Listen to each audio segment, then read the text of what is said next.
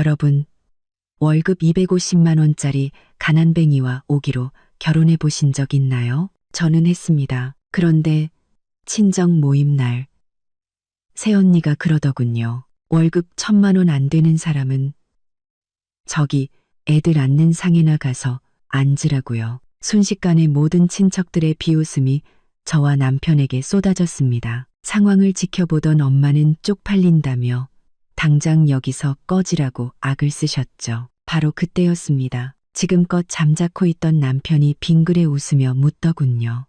그럼 연봉 1,000억은 어디에 앉아야 합니까? 그날 밤 거만하던 새언니는 하루아침에 청소부로 강등되었고 모두가 경악을 금치 못했습니다. 세상의 모든 이야기, 잠 못 드는 당신의 이야기 친구, 여기는 이야기꾼입니다.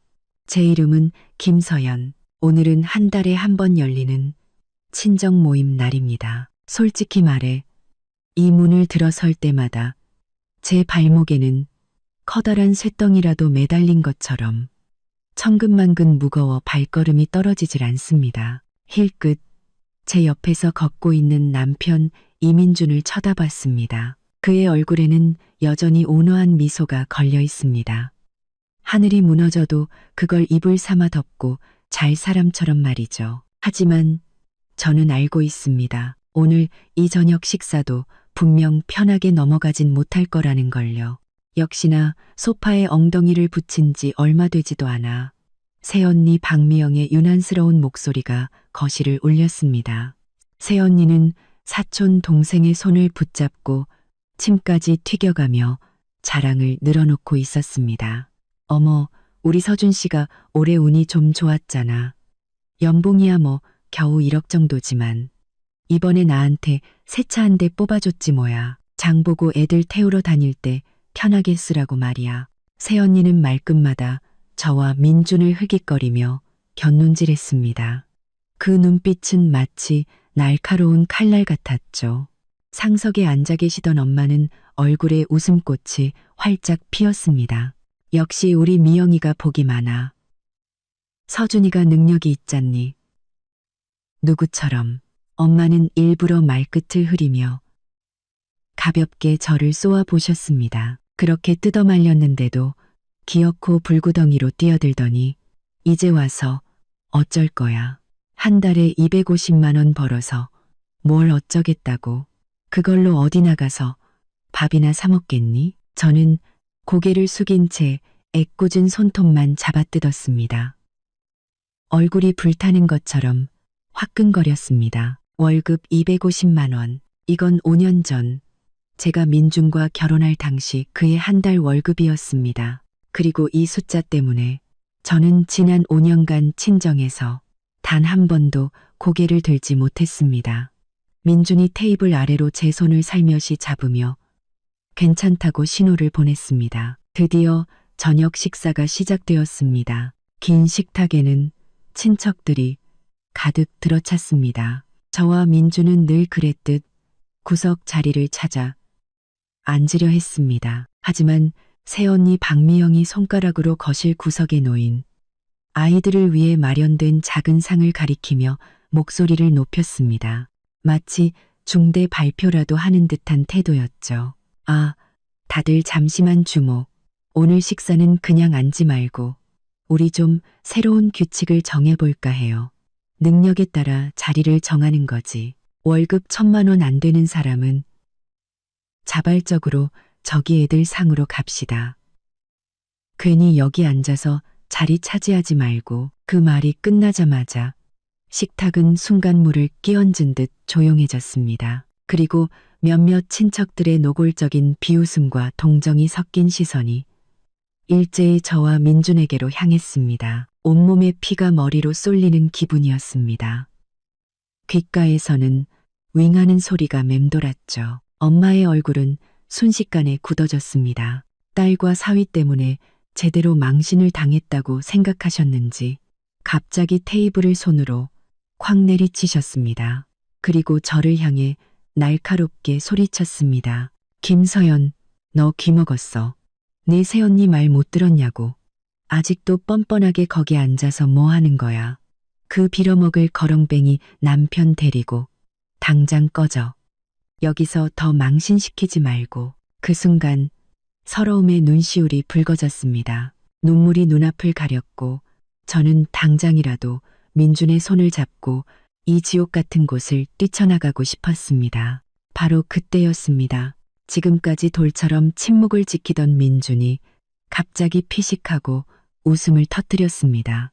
그는 태연하게 냅킨으로 입가를 닦더니 고개를 들어 의기양양한 표정의 새언니를 똑바로 쳐다봤습니다. 그리고 크지는 않지만 식당 안의 모든 사람이 들을 수 있을 만큼의 목소리로 미소를 머금고 물었습니다. 새언니, 그럼 하나만 물어봅시다. 연봉이 1,000억이면 어디에 앉아야 합니까?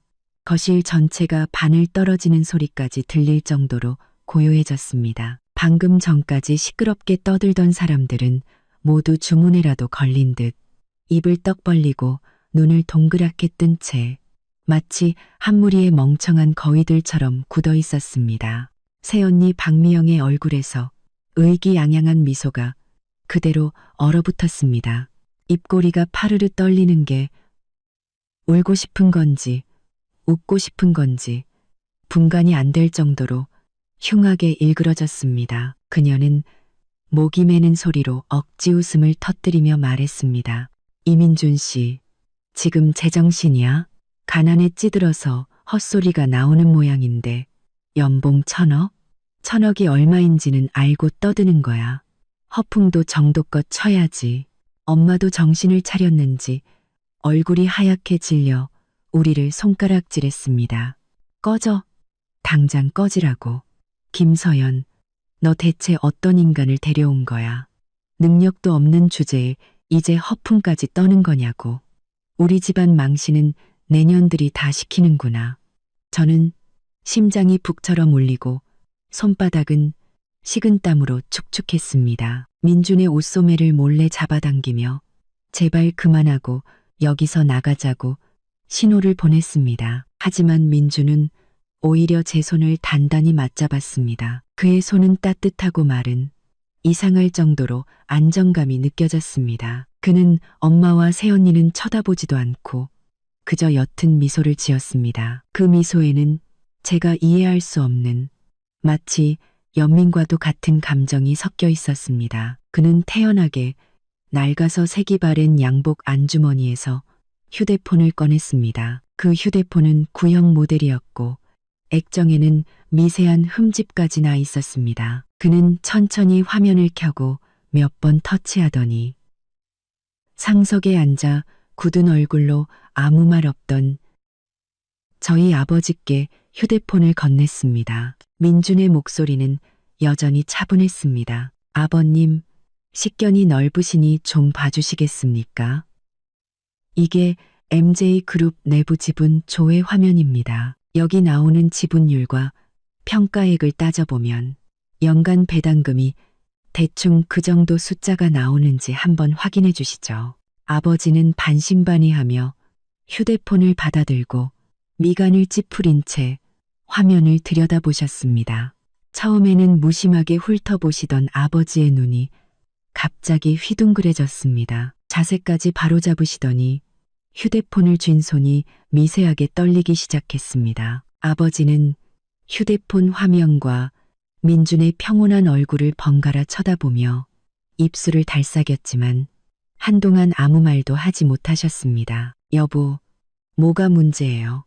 저 인간이 뭘 보여준 거예요? 엄마가 아버지 곁으로 다가가 물었습니다. 아버지는 마치 물에 빠졌다가 겨우 떠오른 사람처럼 거친 숨을 몰아쉬었습니다. 그리고 민준을 바라보는 아버지의 눈빛은 완전히 달라져 있었습니다. 경악과 경외, 그리고 약간의 당혹감이 뒤섞인 눈빛이었죠. 아버지의 목소리가 떨려 나왔습니다. MJ그룹, 그 포브스 500대 기업에 드는 전 세계의 사업체를 둔 그 MJ그룹 말인가?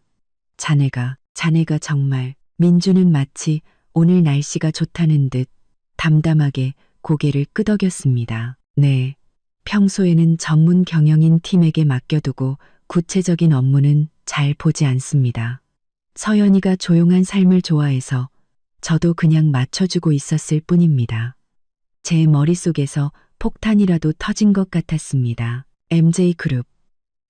경제 뉴스에서나 보던 그 거대 기업이 민준이랑 무슨 상관이란 말인가. 그는 분명 매일 정해진 시간에 출퇴근하고 집에 오면 앞치마를 두르고 제게 밥을 해주는 사람이었습니다. 월급 통장도 제게 맡겼는데 거기엔 매달 몇백만 원의 돈이 들어오는 게 전부였습니다. 아, 새언니 박미영도 MJ그룹이라는 단어를 들었습니다. 그녀의 얼굴이 순식간에 새하얗게 질렸습니다. 그녀의 남편.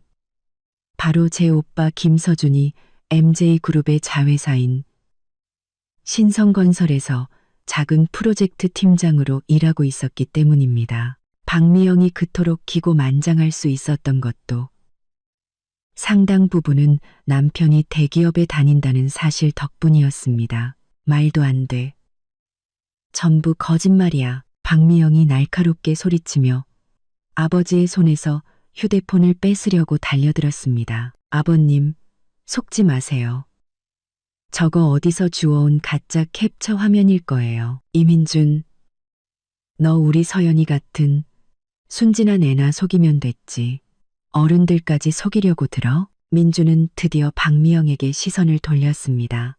그의 눈빛이 차갑게 식었습니다. 그는 다른 평범해 보이는 휴대폰을 꺼내 단축키 하나를 눌렀습니다. 전화는 거의 즉시 연결되었습니다. 그는 수화기에 대고 말했습니다. 제가 한 번도 들어본 적 없는 지위 높은 사람, 특유의 위엄이 서린 냉담한 목소리였습니다. 김비서, 그룹 산하 신성건설에 김서준이라는 과장 있는지 확인해줘요. 네. 인사팀에 연락해서 바로 해고 처리해요. 사유는 그의 아내 박미영 씨가 이 이민주는 우리 집안 식사 자리에 낄 자격이 없다고 판단했기 때문이라고 전하고, 그리고 본사 명의로 신성건설에 공문을 보내서 박미영 씨 부친의 명성 포장과 진행하던 모든 협력 계약을 즉시 전면 중단하도록 하세요. 그는 상대방의 대답도 듣지 않고 바로 전화를 끊었습니다. 거실은 죽음과 같은 정적에 휩싸였습니다. 민준이 전화를 끊음과 거의 동시에 오빠 김서준의 휴대폰이 미친 듯이 울리기 시작했습니다. 오빠는 허둥지둥 전화를 받았습니다. 몇 마디 듣지 않았는데도 그의 얼굴은 순식간에 잿빛으로 변했고 이마에서는 식은땀이 비 오듯 쏟아졌습니다.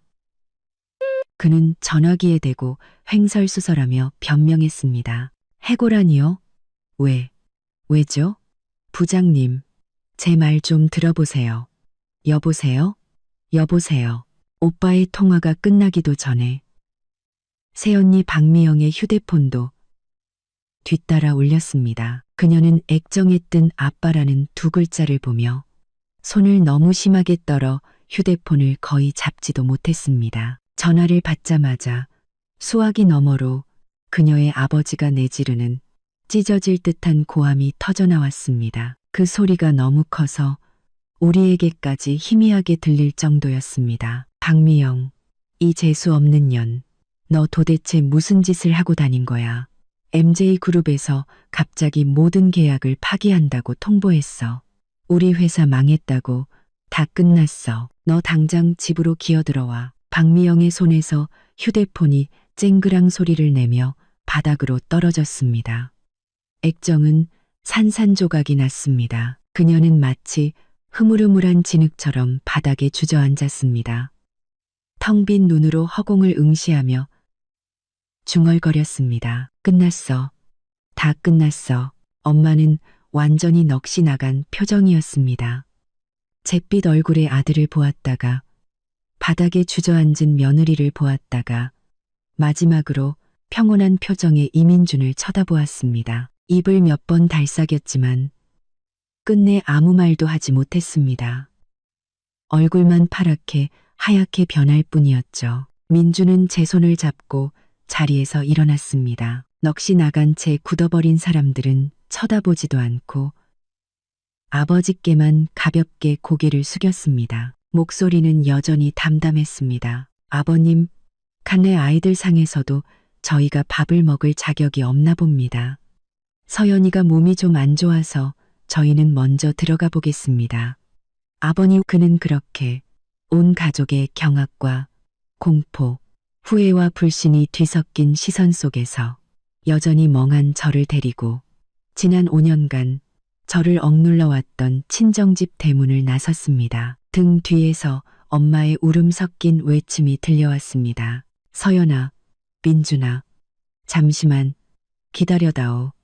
민주는 제 손을 잡고 낡고 평범해 보이는 그의 차까지 말없이 걸어갔습니다. 저녁바람이 얼굴에 차갑게 스쳤지만 제 머릿속은 여전히 혼란스러운 생각들로 가득했습니다. 방금 일어난 모든 일이 마치 한편의 황당한 꿈처럼 느껴졌습니다. 그는 제게 조수석 문을 열어주고 제가 머리를 부딪히지 않도록 차문 위쪽을 손으로 막아주었습니다. 지난 5년간 단 하루도 빼먹지 않았던 세심한 배려였습니다. 저는 기계적으로 차에 올라탔고 그가 차 앞을 돌아 운전석에 앉아 시동을 거는 모습을 멍하니 바라보았습니다. 엔진 소리는 아주 조용했고 차 안은 이상할 정도로 고요했습니다. 슬쩍 고개를 돌려 그를 보았습니다. 가로등 불빛이 그의 옆모습을 스쳐 지나갔습니다.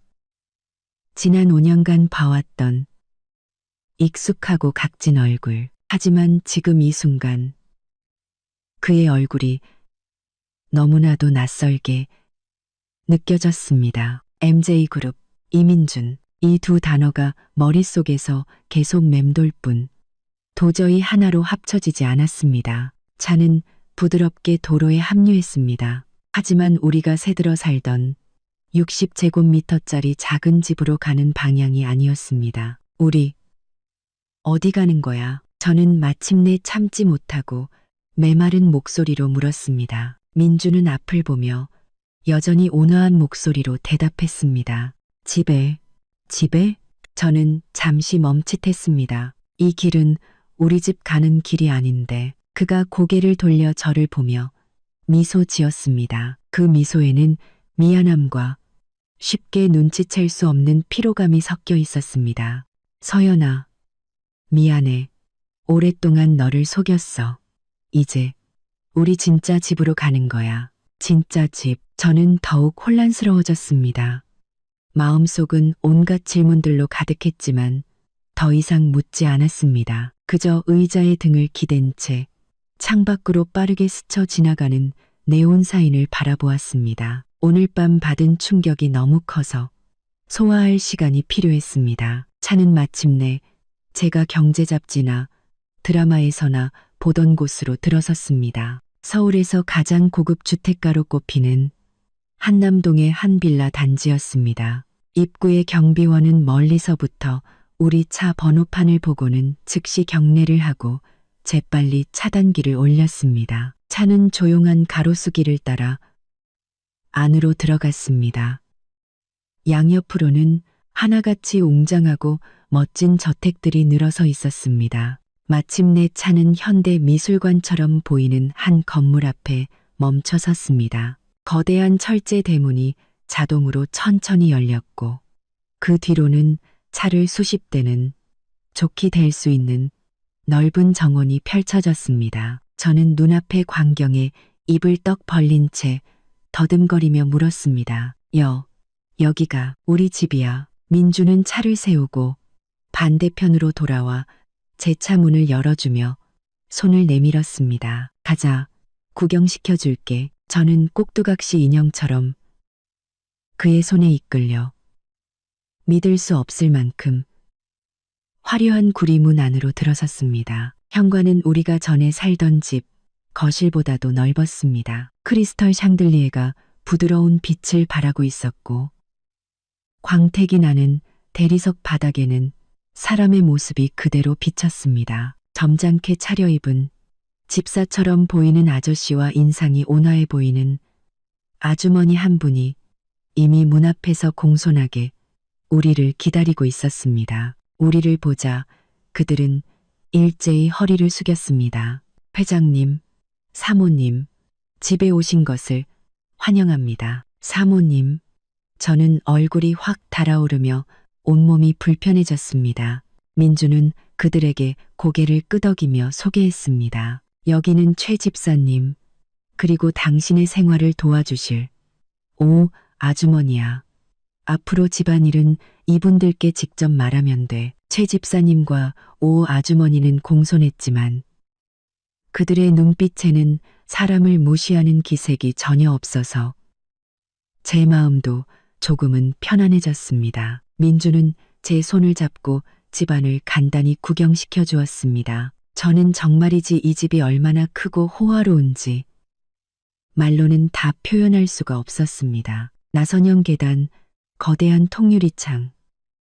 벽에는 제가 잘 알지는 못하지만 딱 봐도 비싸 보이는 유화들이 걸려 있었습니다. 그리고 벽 한 면을 가득 채운 책장에는 온갖 종류의 책들이 빽빽하게 꽂혀 있었습니다. 이것은 제가 집이라는 단어에 대해 가지고 있던 모든 상식을 뛰어넘는 광경이었습니다.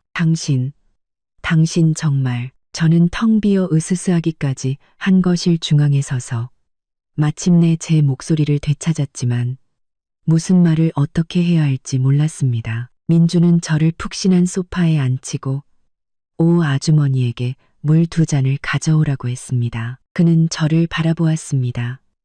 그의 눈빛은 죄책감으로 가득 차 있었습니다. 서연아, 사실 나는 MJ그룹의 창업자이자 최대 주주야. 미안해. 5년 동안 널 속였어. 왜? 저는 그를 바라보았습니다.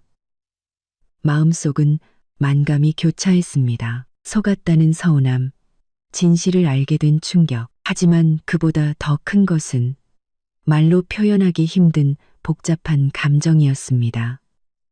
안들, 왜 평범한 직장인인 척했던 거야?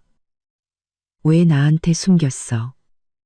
내가 친정에서 무시당하고 가난뱅이랑 결혼했다고 손가락질 받는 걸 보면서 그게 그렇게 재밌었어. 제 목소리에는 저도 모르게 울음이 섞여 나왔습니다. 지난 5년간 저는 그 때문에 얼마나 많은 배관시와 조롱을 견뎌야 했던가요.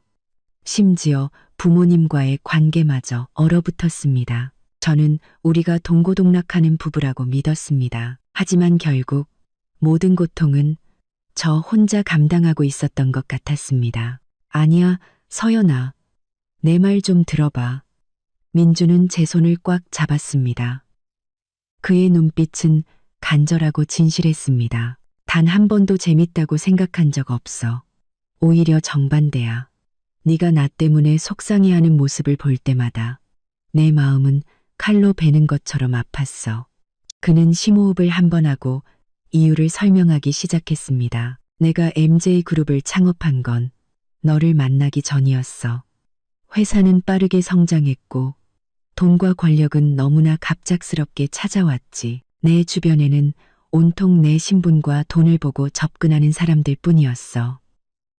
누가 진심이고 누가 거짓인지 알 수 없었고 너무 지치고 외로웠어. 그러다 5년 전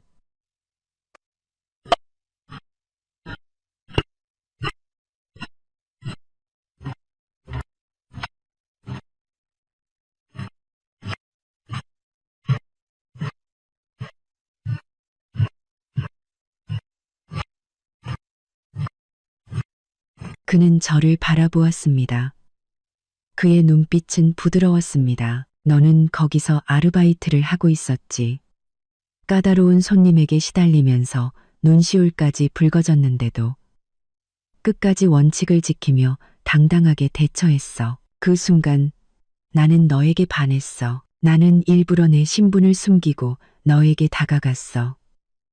가장 평범하고 아무것도 없는 이민준의 모습으로 너를 만나고 싶었거든. 내 모든 배경을 걷어내고 오직 이민준이라는 한 사람으로서 순수한 사랑을 얻을 수 있을지 알고 싶었어. 그리고 우리는 연인이 되고 결혼했지. 지난 5년은 내 인생에서 가장 안정되고 행복한 시간이었어. 매일 퇴근하고 집에 돌아와 부엌에서 분주하게 움직이는 내 뒷모습을 보고 네가 해준 때로는 짜고 때로는 싱거운 음식을 먹고 그 작은 소파에 너와 함께 앉아 TV를 보는 그런 평범한 따뜻함은 돈으로는 절대 살 수 없는 것들이었어. 나는 진실을 말하는 순간 이 평온한 행복이 사라져버릴까봐 두려웠어. 이기적인 마음으로 이 순수한 시간을 조금이라도 더 연장하고 싶어서 계속 숨길 수밖에 없었어. 그는 한숨을 쉬며 목소리를 낮췄습니다. 그리고 내 친정. 네가 얼마나 많은 상처를 받았는지 알아. 나도 수없이 나서서 진실을 밝히고 그들이 더는 너를 무시하지 못하게 만들고 싶었어. 하지만 네가 말은 안 해도 부모님의 인정을 얼마나 중요하게 생각하는지 알고 있었어. 내가 섣불리 신분을 공개하면 너와 가족들의 관계가 더 악화될 수도 있다고 생각했지. 네가 슬퍼할까봐. 그래서 나는 그저 참으면서 더 큰 사랑으로 너에게 보답하려고 노력할 수밖에 없었어. 그의 설명을 듣고 저는 멍해졌습니다. 지난 5년간의 가난과 서러움 뒤에 이런 이유가 숨어 있었다니. 그는 저를 비웃고 있었던 게 아니었습니다. 그는 그만의 방식으로 자신이 가장 소중하다고 여기는 것을 지키고 있었던 겁니다. 마음속의 서러움과 분노는 어느새 시큼하면서도 따뜻한 감정으로 바뀌어 갔습니다. 저는 눈앞에 이 남자를 바라보았습니다. 그는 재계를 뒤흔들 만큼의 부와 권력을 가졌지만 지난 5년간 기꺼이 저와 함께 작은 집에 살고 지하철을 타고 길거리 음식을 먹으며 저를 손안의 보물처럼 아껴주었습니다. 그럼 어제는 왜? 저는 그가 친정에서 했던 그 충격적인 한마디를 떠올렸습니다. 민준의 눈빛이 차갑게 식었습니다. 그 눈빛에는 거부할 수 없는 강인함이 서려 있었습니다. 인내에도 한계가 있으니까. 그들이 나를 모욕하는 건 참을 수 있어. 하지만 너를 그렇게 함부로 대하는 건 참을 수 없었어. 특히 내 어머니가 그 많은 사람들 앞에서 너에게 꺼지라고 소리치는 순간 나는 더 이상 참을 수가 없었어. 내 아내는 그런 취급을 받아서는 안 돼. 그는 저를 보며 조심스러운 말투로 다시 부드럽게 말했습니다. 서연아, 나를 용서해 줄 수 있겠어? 나의 이기심과 거짓말을. 저는 그의 익숙한 눈을 바라보았습니다. 그 안에는 미안함과 불안함, 그리고 저를 향한 숨길 수 없는 사랑이 가득했습니다. 지난 5년간의 모든 순간들이 마음속에 떠올랐습니다. 그가 제게 보여준 사랑은 너무나 진실했고 모든 사소한 순간에 배어 있었습니다. 가난한 신부는 거짓이었지만 우리 사이의 감정은 진짜였습니다. 저는 코를 훌쩍이며 일부러 굳은 표정을 지었습니다. 용서해 줄 수는 있지. 하지만 이민준 씨, 5년이나 날 속였는데 이 일을 그냥 넘어갈 수는 없지. 민준은 잠시 멈칫하더니 이내 그의 눈에 기쁨의 빛이 터져 나왔습니다. 그는 서둘러 물었습니다. 물론이지, 뭐든지 말만 해. 네가 화만 풀 수 있다면 뭐든지 할게. 저는 이 터무니없이 넓은 집을 가리키며 쏘아붙였습니다. 첫째로, 당신은 이 MJ그룹 회장님의 사모님 노릇을 어떻게 해야 하는지 시간을 내서 제대로 가르쳐줘야 할 거야. 그리고 이 집은 너무 넓어서 무서우니까 오늘 밤 당신은 내 옆방에서 날 지켜줘야 해. 민주는 처음에는 어리둥절한 표정을 짓더니 이내 웃음을 터뜨리며 힘차게 고개를 끄덕였습니다. 알겠습니다. 사모님 말씀대로 다 하겠습니다. 한 발짝도 떨어지지 않겠습니다. 안도의 한숨을 내쉬면서도 어딘가 바보처럼 해벌쭉 웃는 그의 모습을 보니 저도 모르게 웃음이 터져 나왔습니다. 바보처럼 해벌쭉 웃는 그의 모습을 보니 어쩌면 이렇게 다른 삶을 사는 것도 나쁘지 않을 것 같았습니다. 적어도 앞으로 다시 친정에 갈 때는 더 이상 고개를 숙이고 들어갈 필요는 없을 테니까요. 다만 지금쯤 친정은 어떤 난리가 나 있을지, 그리고 제 새언니 박미영은 정말로 청소부가 되었을지 궁금해졌습니다. 다음 날 아침 눈을 떴을 때 보인 것은 배드민턴이라도 쳐야 할 것처럼 높은 낯선 천장이었습니다. 몸 아래에는 제 몸 전체를 빨아들일 듯한 푹신한 매트리스가 있었습니다. 몇 초간 멍하니 있다가 저는 이곳이 제가 살던 작은 월세방이 아니라는 것을 깨달았습니다. 여기는 이민준, 아니, 제 남편 이민준의 궁전이었습니다. 저는 부드러운 슬리퍼를 신고 침실을 나섰다가 거울처럼 반짝이는 바닥에 미끄러질 뻔했습니다. 오 아주머니가 이미 문 앞에서 환하게 웃으며 기다리고 있었습니다. 사모님, 일어나셨어요? 아침 식사 준비됐습니다. 회장님께서 식당에서 기다리고 계세요. 식당.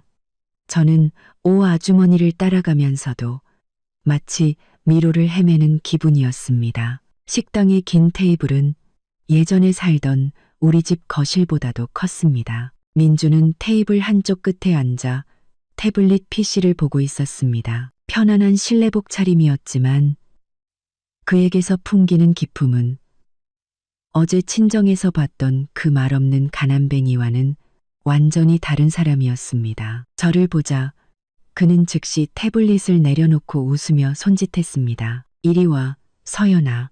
입에 맞는지 한번 먹어봐. 테이블 위에는 동서양을 막론한 온갖 종류의 아침 식사가 차려져 있었습니다. 마치 예술 작품처럼 정교하고 아름다웠습니다. 저는 자리에 앉아 투명한 새우 만두 하나를 집어 한 입 베어 물었습니다. 혀가 녹아내릴 것처럼 신선한 맛이었습니다. 저는 먹으면서도 여전히 이 모든 것이 현실이 아니라는 생각에 주변을 둘러보았습니다. 저기, 민준 씨, 저는 음식을 삼키고 물었습니다. 우리 새언니, 박미영 말이야. 어제 민주는 우유잔을 내려놓고 입을 닦으며 마치 오늘 날씨가 좋다는 듯 담담하게 말했습니다. 아, 그 사람. 지금쯤 신성건설에 출근했을 거야. 청소부로. 그는 휴대폰을 꺼내 영상 하나를 틀어 제게 건넸습니다. 김 비서가 방금 보내온 거야. 업무 환경에 익숙해져야 한다면서. 저는 호기심에 휴대폰을 받아들었습니다. 영상은 어느 회사 건물의 화장실에서 찍은 것 같았습니다. 각도는 약간 숨겨져 있었죠. 화면에는 제 새언니 박미영이 몸에 전혀 맞지 않는 칙칙한 회색 청소복을 입고 있었습니다. 머리는 아무렇게나 질끈 묶었고 얼굴에서는 어제의 그 거만함은 온데간데 없고 창백함과 초라함만이 남아 있었습니다. 그녀는 변기소를 들고 한 칸의 변기를 향해 서투르고 혐오스러운 동작으로 문지르고 있었습니다. 미간은 파리가 끼어 죽을 정도로 찌푸려져 있었죠. 옆에는 관리자 제복을 입은 덩치 큰 중년 여성이 팔짱을 낀 채 날카로운 목소리로 그녀를 꾸짖고 있었습니다. 박미영 씨, 밥 안 먹었어? 힘줘서 깨끗하게 닦으라고. 아직도 자기가 팀장님 사모님인 줄 알아? 똑똑히 들어. 청소부에 왔으면 청소부 규율을 따라야지. 2층 화장실 전부. 출근 시간 전까지 청소 끝내야 해. 다른 사람들 사용하는 데 지장 주면 내가 가만 안 둘 줄 알아. 박미영은 고개를 들었습니다. 얼굴은 땀과 눈물로 범벅이었습니다. 울먹이며 말했죠. 부장님, 제가 예전은 무슨 놈의 예전, 그장 부장이라는 사람은 가차없이 그녀의 말을 끊었습니다. 네가 예전에 뭐였든 내가 알 바 아니야. 지금은 청소원이야. 빨리 일이나 해. 그리고 손에 낀 그 금팔찌 당장 빼. 일하면서 그런 걸 끼고 뭐 하는 짓이야? 누구 꼬시려고? 박미영은 덜덜 떨며 마지못해 평소 그토록 아끼던 그 굵은 금팔찌를 뺐습니다. 영상은 거기서 끝났습니다. 저는 까맣게 변한 휴대폰 화면을 보며 마음속이 복잡 미묘했습니다. 조금은 통쾌했습니다. 박미영은 예전에 오빠가 회사에서 좀 힘이 있다는 이유로 저를 얼마나 비웃고 무시했던가요? 하지만 그녀의 이런 모습을 보니 조금은 불쌍하다는 생각도 들었습니다. 물론 그 불쌍함은 어제 그녀가 보여준 그 뻔뻔한 얼굴에 대한 혐오감에 금세 묻혀버렸습니다. 자업자득이죠. 이거 너무 심한 거 아니야?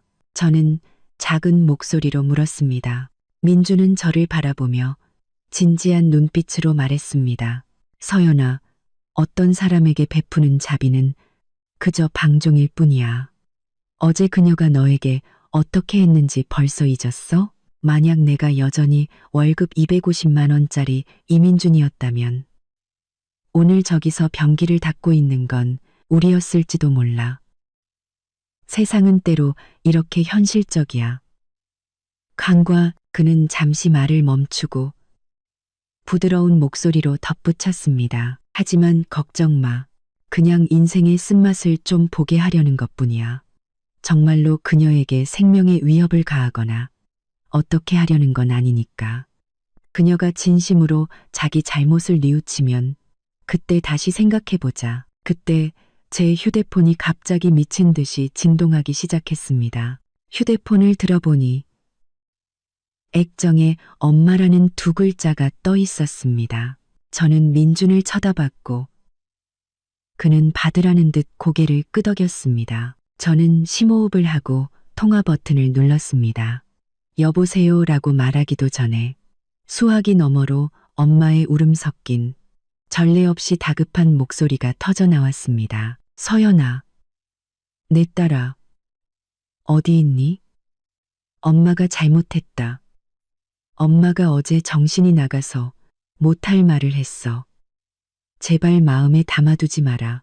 응, 태도가 너무나 급격하게 바뀌어서 저는 잠시 적응이 되지 않았습니다. 그저 마른 목소리로 말할 수밖에 없었습니다. 엄마, 나 괜찮아. 괜찮으면 됐어. 괜찮으면. 엄마는 서둘러 말했습니다. 서연아, 민준이랑 같이 있니? 너희 지금 어디야? 엄마가 가서 너희 좀 보고 민준이한테 직접 사과하고 싶어서 그래. 그리고 네 오빠랑 새언니 그 철없는 것들 때문에. 서연아, 제발 내 오빠 좀 도와줘야 한다. 걔 직장 잃으면 우리 집안은 이제 어떻게 사니? 역시. 결국 오빠의 직장 때문이었습니다. 엄마의 사과에 잠시나마 흔들렸던 제 마음은 순식간에 차갑게 식어버렸습니다. 저는 그녀의 질문에 대답하지 않고 그저 말했습니다. 엄마, 나 지금 좀 바빠서. 나중에 다시 통화하자. 그리고 바로 전화를 끊었습니다. 전화를 끊자마자 다시 벨이 울렸습니다. 이번에는 아버지였습니다. 저는 받지 않고 바로 무음으로 전환했습니다. 그러자 이번에는 카카오톡 메시지가 미친 듯이 울리기 시작했습니다. 부모님뿐만 아니라 평소에는 거의 연락도 없던 몇몇 친척들까지 제가 어디에 있는지, 민준이 정말 그렇게 대단한 사람이 맞는지 아첨하는 말투로 물어왔습니다. 저는 계속해서 반짝이는 휴대폰 화면을 보며 갑자기 헛웃음이 나왔습니다. 어제까지만 해도 저는 그들에게 무시당하고 인연이라도 끊고 싶어 하던 가난한 친척이었습니다.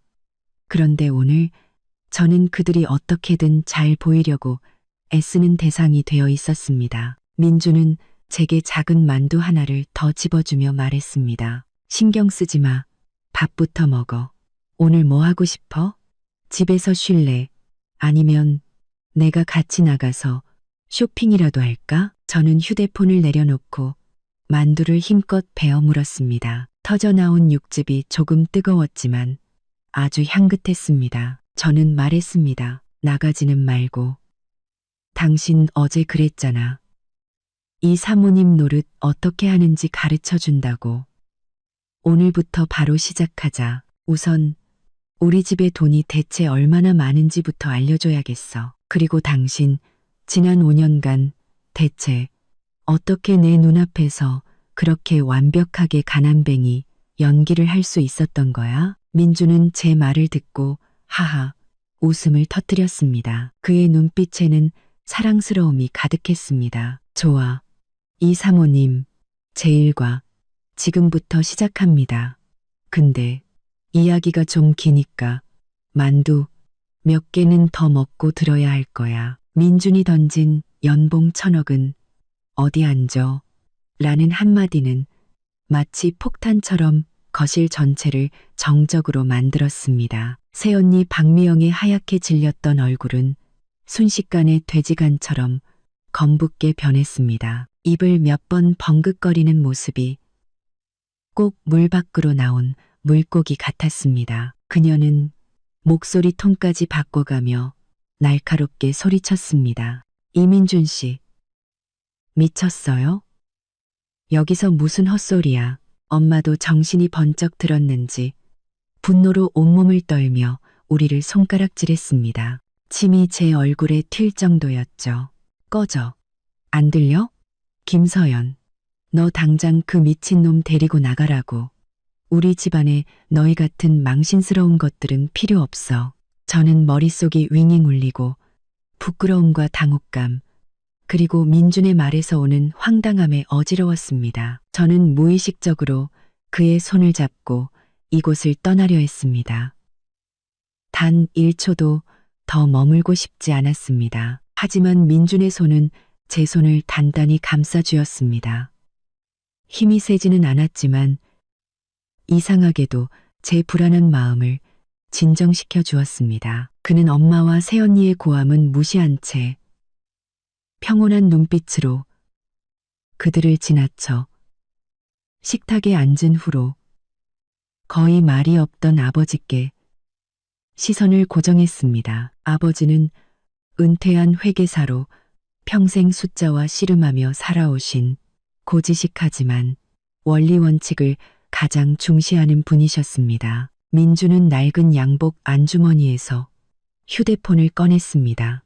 케이스가 달아빠진 그 휴대폰은 그가 방금 내뱉은 말과는 전혀 어울리지 않았습니다. 그는 화면을 몇 번 터치하더니 아버지께 휴대폰을 건넸습니다. 민준의 목소리는 여전히 높지 않았지만 모든 사람이 똑똑히 들을 수 있을 만큼 분명했습니다. 아버님은 재무 전문가시니 안목이 정확하시겠죠. 한번 봐주시겠습니까?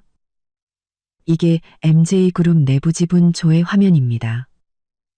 여기 나오는 지분율과 평가액을 따져보면 연간 배당금이 대략 1,000억 단위가 되는지 확인해 주십시오.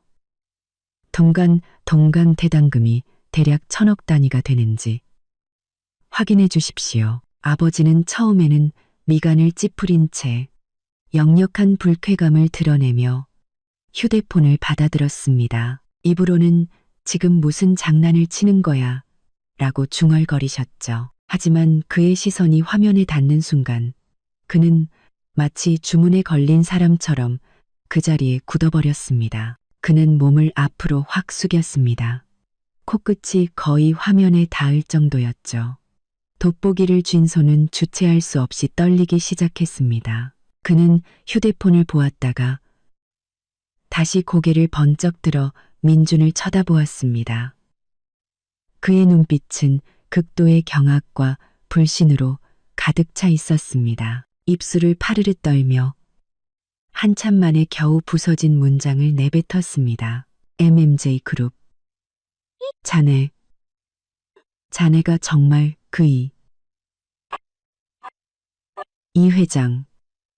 이 회장이라는 두 글자는 마치 거대한 망치처럼 그곳에 있는 모든 사람의 심장을 내리쳤습니다.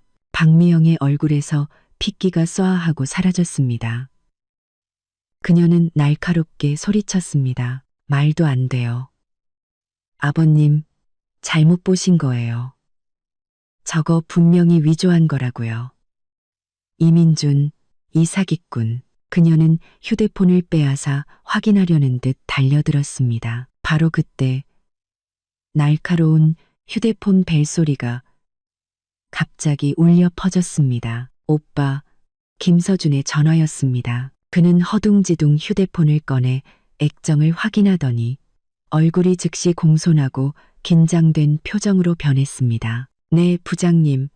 무슨 일이십니까? 수화기 너머의 목소리는 매우 컸고 노골적인 분노가 담겨 있어 우리에게까지 희미하게 들렸습니다. 김서준 씨, 당신 도대체 무슨 짓을 하고 다닌 거야?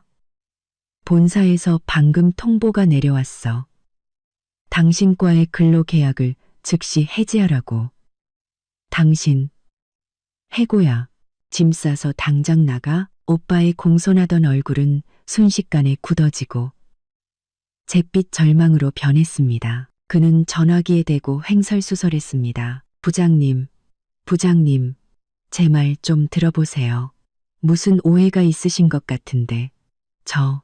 저는 그의 말이 채 끝나기도 전에 박미영의 휴대폰도 마치 저승사자처럼 울리기 시작했습니다. 그녀는 액정에 뜬 아빠라는 글자를 보며 손을 너무 심하게 떨어 휴대폰을 거의 잡지도 못했습니다. 전화를 받자마자 그녀의 아버지가 내지르는 불호령 같은 고함이 수화기를 뚫고 거실 전체에 울려 퍼졌습니다. 박미영, 이 재수없는 년. 너 대체 누굴 건드린 거야? MJ그룹에서 방금 우리 명성포장과의 모든 계약을 전면 중단한다고 공식 통보했어. 내 수십 년 피땀이 전부 물거품이 됐다고. 너 당장 기어들어와. 박미영의 휴대폰이 쨍그랑 소리를 내며 바닥에 떨어졌고 액정은 산산조각 났습니다. 그녀는 다리에 힘이 풀려 그대로 바닥에 주저앉았습니다. 텅 빈 눈으로 허공을 응시하며 끝났어. 다 끝났어라고 반복해서 중얼거렸습니다. 방금 전까지 기세등등하던 엄마는 이제 넋이 나간 사람 같았습니다. 잿빛 얼굴의 아들을 보았다가 바닥에 주저앉은 며느리를 보았다가 마지막으로 태연한 표정의 민준에게 시선을 옮겼습니다. 입을 몇 번 벙긋거렸지만 끝내 아무 말도 하지 못했습니다. 얼굴색만 파랗게 질렸다. 하얗게 변했다를 반복할 뿐이었죠. 민준은 그제야 제 손을 잡고 일어섰습니다. 그는 넋 나간 채 굳어버린 사람들은 쳐다보지도 않고 아버지께만 가볍게 고개를 숙였습니다. 아버님, 이만하면 식사는 다 한 것 같습니다. 서연이가 몸이 좀 안 좋아서 저희는 먼저 들어가 보겠습니다. 그는 그렇게 죽음과 같은 정적 속에서 경악과 공포, 후회가 뒤섞인 수많은 시선을 받으며 저를 데리고 한 걸음 한 걸음 문을 향해 걸어나갔습니다. 엄마가 정신을 차렸는지 울음 섞인 목소리로 외쳤습니다. 서연아, 민준아, 너희 가지 마라. 민준은 마치 듣지 못한 것처럼 걸음을 멈추지 않았습니다. 그의 손에 잡힌 제 손바닥이 조금 아팠지만 이상하게도 지난 5년간 친정에서 억눌려왔던 마음은 이 혼란 속에서 전례 없는 안정감을 느꼈습니다. 민준은 그의 지나치게 평범한 차를 몰아 지난 5년간 저를 숨막히게 했던 그 동네를 벗어났습니다. 창밖에 네온 사인이 빠르게 뒤로 스쳐 지나가며 그의 옆얼굴을 비췄습니다. 저는 의자에 등을 기댄 채 방금 벌어진 그 충격적인 반전을 머릿속에서 계속 되감았습니다. 마치 한 편의 황당한 영화를 본 것 같았고 제가 그 영화의 여주인공이라는 사실이 믿기지 않았습니다. 차는 마침내 제가 꿈에서도 가본 적 없는 곳, 서울에서 가장 고급스러운 한남동의 빌라 단지로 들어섰습니다. 웅장한 대문과 공손하게 경례하는 경비원을 보고 나서야 저는 지난 5년간 낡은 차를 몰고 60제곱미터짜리 월세방에서 저와 함께 살았던 이 남자가 정말 평범한 사람이 아니라는 것을 실감했습니다. 우리 여기 사는 거야. 저는 밤의 어둠 속에서 미술관처럼 빛나는 건물을 보며 붕 뜬 목소리로 물었습니다. 응, 집에 온 거야. 민주는 차를 세우고 반대편으로 돌아와 제게 문을 열어주었습니다. 그의 행동은 여전히 세심하고 다정했습니다. 그는 제 손을 잡고 묵직한 구리문 안으로 들어섰습니다. 현관은 제가 전에 살던 집 전체를 넣고도 남을 만큼 넓었습니다. 부드러운 크리스털 조명 아래 단정하게 차려입은 집사님과 아주머니가 이미 우리를 기다리고 있었습니다. 회장님, 사모님, 어서 오십시오. 저는 온몸이 불편하고 손발을 어디에 둬야 할지 몰랐습니다. 민주는 최 집사님과 저를 돌봐줄 오아주머니를 간단히 소개하고 저를 데리고 집 구경을 시켜주었습니다. 정말이지. 저는 마치 시골쥐가 도시에 온 것처럼 보는 것마다 신기하고 놀라웠습니다. 집은 너무 커서 말소리가 울릴 정도였고 인테리어는 제가 가본 어떤 명품 매장보다도 고급스러웠습니다. 당신, 정말. 저는 거실 중앙에 서서 통유리창 너머로 끝없이 펼쳐진 정원의 야경을 보며 마침내 다시 물었습니다. 민주는 저를 푹신한 소파에 앉혔습니다. 오 아주머니가 때맞춰 따뜻한 물과 예쁘게 깎은 과일을 가져왔습니다. 서연아, 그는 저를 바라보았습니다. 그의 눈빛에는 미안함과 함께 진솔함이 가득했습니다. 미안해. 오랫동안 널 속였어. 나는 사실 MJ그룹의 실질적인 오너야. 지난 5년간 널 속이려던 건 아니었어. 단지 너와 함께하는 평범한 일상이 너무나 소중했을 뿐이야. 그는 젊은 시절 창업에 성공한 후 너무나 갑작스럽게 찾아온 부와 명성 때문에 주변에 아첨하는 사람들만 가득했고 그로 인해 지치고 외로웠다고 천천히 설명했습니다. 그러다 저를 만났고 꾸밈 없는 제 모습에 끌렸지만 자신의 신분이 우리 사이의 벽이 될까 두려워 숨길 수밖에 없었다고 했습니다. 지난 5년은 내 인생에서 가장 안정되고 행복한 시간이었어. 그는 제 손을 잡고 진지하게 말했습니다. 매일 퇴근하고 집에 돌아와 불 켜진 집에서 나를 기다리는 너를 보고 네가 해준 밥을 먹고 그냥 소파에 같이 앉아 TV를 보는 것만으로도 그 따뜻함은 돈으로는 절대 살 수 없는 것이었어. 나는 이기적인 마음에 이 순수함을 잃고 싶지 않아서 계속 말하지 못했어. 그래서 너에게 많은 상처를 줬지. 정말 미안해. 그의 설명을 들으며 저는 속았다는 서운함보다 복잡한 감정에 휩싸였습니다. 이런 비밀을 안고 5년을 살았을 그에 대한 안쓰러움, 그리고 그가 나를 비웃은 게 아니었다는 안도감, 그리고 무엇보다도 그가 사랑한 것은 돈이나 배경이 아닌 오직 김서연이라는 한 사람이었다는 확신에서 오는 깊은 안도감이었습니다. 그럼 어제는 왜? 저는 그가 했던 충격적인 고백을 떠올렸습니다. 민준의 눈빛이 순간 차갑게 식었습니다. 그들이 내 마지막 선을 넘었으니까 나를 모욕하는 건 참을 수 있어. 하지만 너를 그렇게 함부로 대하는 건 참을 수 없어. 그들이 내 마지막 선을, 특히 내 어머니가 너에게 꺼지라고 소리치는 순간 나는 더는 참을 수 없었어. 그는 다시 부드러운 목소리로 물었습니다. 서연아, 나를 용서해 줄 수 있겠어? 저는 그의 익숙한 눈을 바라보았습니다. 그 안에는 조심스러움과 기대가 가득했습니다. 지난 5년간 그가 제게 보여준 사랑은 진짜였습니다. 저는 코를 훌쩍이며 일부러 굳은 표정을 지었습니다. 용서해 줄 수는 있지. 하지만 이민준 씨, 5년이나 날 속였는데 이 빚은 제대로 갚아야 할 거야. 민주는 잠시 멈칫하더니 즉시 고개를 끄덕였습니다. 물론이지. 어떻게 갚으면 될지 말만 해. 저는 이 터무니없이 넓은 집을 가리켰습니다. 첫째, 이 재벌 사모님 노릇을 어떻게 해야 하는지 시간을 내서 제대로 가르쳐줘야 할 거야. 둘째, 이 집은 텅 비어서 무서우니까 오늘 밤 당신은 내 옆방을 지켜야 해. 민주는 잠시 어리둥절하더니 이내 눈이 휘어지도록 웃으며 연신 고개를 끄덕였습니다. 알겠습니다. 사모님 말씀대로 다 하겠습니다. 임무 완수하겠습니다. 그의 바보 같은 모습에 제 마음속의 어색함도 눈 녹듯 사라졌습니다. 어쩌면 이렇게 새로운 삶을 사는 것도 정말 괜찮을 것 같았습니다. 그때 제 휴대폰이 또다시 집요하게 울리기 시작했습니다.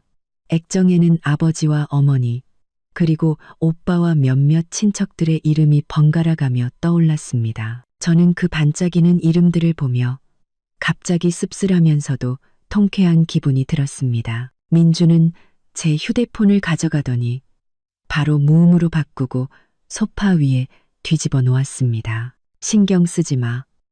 내일 얘기하자. 오늘 밤은 우리 둘만의 시간이야. 그는 잠시 말을 멈추고 눈을 반짝이며 말했습니다. 이 사모님, 제 일과 지금부터 시작합니다. 우선 당신의 그 낡은 옷들부터 좀 바꿔야겠어. 내일 몇몇 브랜드 사람들을 집으로 불러줄게. 그리고 둘째, 당신은 이제 친정의 손님으로 가는 게 아니라 시찰하러 가는 거라는 걸 명심해야 해. 시찰? 제가 눈을 깜빡였습니다. 응. 민준의 입가에 의미심장한 미소가 걸렸습니다. 예를 들면 내 새언니 박미영 씨가 새로운 직장에 잘 적응하고 있는지 보러 가는 거지. 청소복을 입고 변기를 닦는 박미영의 모습, 그리고 내일 마주하게 될지도 모를 엄마와 오빠의 애원을 생각하니 두렵기는커녕 오히려 은근한 기대감마저 생겼습니다. 그래, 오늘부터 나 김서연은 더 이상 누구에게나 무시당하고 조롱받던 가난한 집딸이 아니다. 그들이 직접 시작한 이 연극의 막은 이제 막 올랐을 뿐이다. 저는 민준을 보며 고개를 끄덕였습니다. 좋아. 내일 우리 시찰하러 가자. 중략 2부. 차는 동네를 벗어났습니다.